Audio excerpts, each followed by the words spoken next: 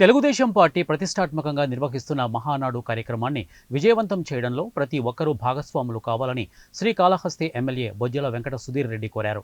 ఈ నెల 27, 28, 29 తేదీల్లో కడపలో నిర్వహించనున్న మహానాడు కార్యక్రమం నిర్వహణపై పట్టణంలోని తెలుగుదేశం పార్టీ కార్యాలయంలో పార్టీ శ్రేణులకు దిశానిర్దేశం చేశారు.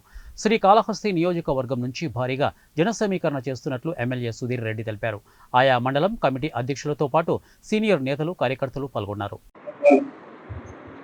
మహానాడు 43వ మహానాడు లంకలో సీతమ్మ వారిని ఆ రోజు రావణాసుడు తీసుకుపోయి పెట్టుకున్నట్టు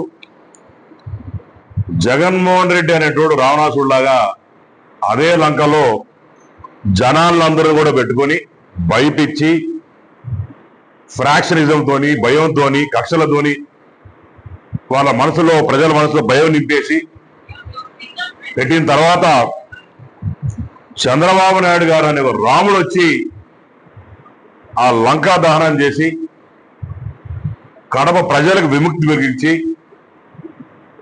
జగన్మోహన్ రెడ్డి అనే నయవంచకుడికి బుద్ధి చెప్పి 11 సీట్లు పెట్టించి